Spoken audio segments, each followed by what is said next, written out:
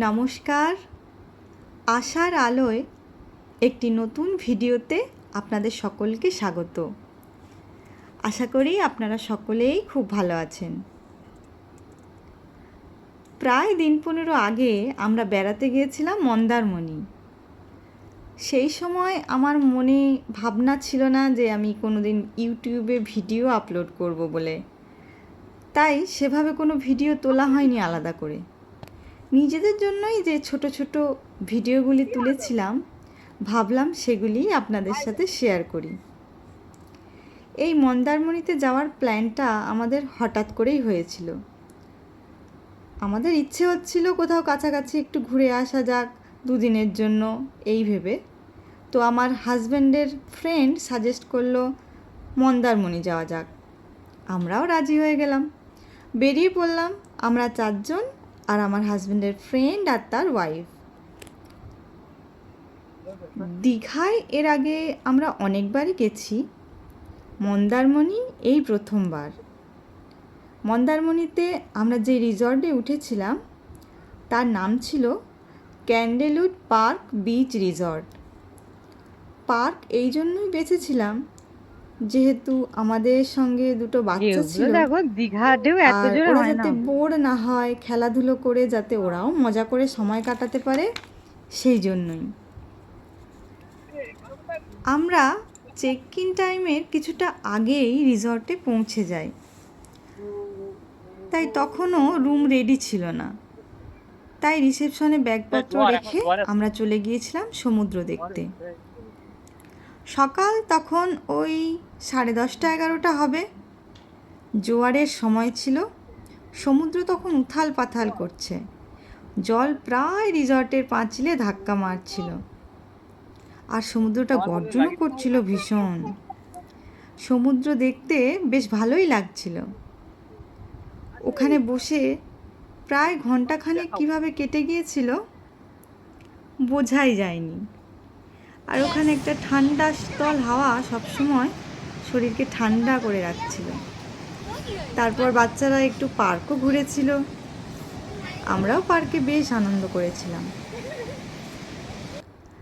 তারপর আমরা রুমে গিয়ে ব্যাগ রেখে রেডি হয়ে বেরিয়ে পড়েছিলাম সুইমিং পুলে যাওয়ার জন্য, কারণ তখন সমুদ্রে নামা সম্ভব ছিল না।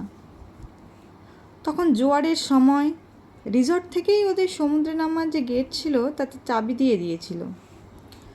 আবার যখন সমুদ্র শান্ত হবে ওই বিকেলের দিকে আর কি, তখন ওরা আবার গেটের চাবিটা খুলে দেবে।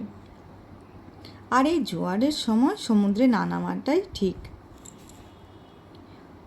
তো ওখানে সুইমিং পুল আছে জেনে মেয়ে খুব এক্সাইটেড হয়ে পড়েছিল, কখন যাব করে পাগল করে দিচ্ছিল। কারণ ও টিভিতে দেখেছে বাচ্চারা সুইমিং পুলে কত মজা করছে, সাঁতার কাটছে, তাই ও প্রায় পুলে নিয়ে যাওয়ার জন্য ওর বাবার কাছে বায়না করত। কিন্তু আমাদের বাড়ির কাছাকাছি কোথাও সুইমিং পুল না থাকায় ওকে আর নিয়ে যাওয়া হয়ে ওঠেনি। আমাদের যে রিসর্টটা ছিল সেটা বেশ বড় এলাকা নিয়েছিল। কিছুটা রাস্তার বাম পাশে, মানে যেদিকে সমুদ্র সেদিকে, যে দিকটায় আমরা ছিলাম আর কি, আর কিছুটা রাস্তার ডান দিকে যেদিকে সুইমিং পুলটা ছিল। তো আমাদের বেশ খানিকটা হেঁটেই যেতে হচ্ছিল। আমরা যে দিকটা ছিলাম ওই দিকটা বেশ গাছপালা, ফুলের গাছ এইসব দিয়ে সাজানো ছিল। আর এদিকে এসে দেখছি এর ইন্টেরিয়রটা বেশ সুন্দর, মনটা বেশ একটা ভালো লাগায় ভরে গেল। আর এই যেটার জন্য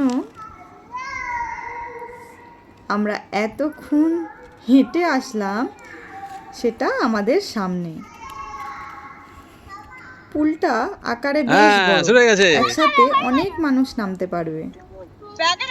আমরাও আর দেরি না করে সবাই মিলে নেমে পড়েছিলাম। খুব মজা করেছিলাম সবাই মিলে। মেয়ে তো, তাকে তো ধরেই রাখা যাচ্ছিল না, যথেষ্ট আনন্দ করেছে। তাই বলে এই না যে ছেলে আমার আনন্দ করেনি, ছেলেও পিছিয়ে ছিল না, সেও অনেক জল ঘেঁটেছে।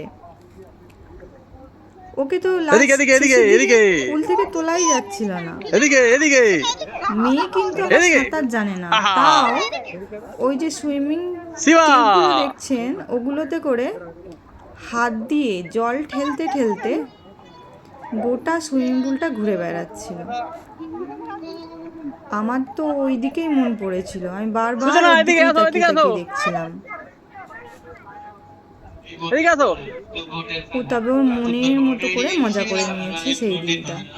আমরা মন্দারমণিতে দুদিন খুব ভালোভাবেই মজা করেই কাটিয়েছি, কিন্তু সবটা তো আর আপনাদের জন্য তোলা হয়নি। যাই হোক, আজকের ভিডিওটা সুইমিং পুলে আনন্দ করতে করতে শেষ করছি। শিবায়ু, ও শিবায়ু। ভিডিওটা কেমন লাগলো কমেন্ট করে সে তার মুডেই জানাবেন, আছে। ভালো লাগলে একটা লাইক করে দেবেন এবং চ্যানেলটি দয়া করে সাবস্ক্রাইব করে রাখবেন। সকলে ভালো থাকবেন। এদিকে চলে আসো, চলে আসো, আবার দেখা হবে পরের আসো। ভিডিওতে। ধন্যবাদ। এই নাও,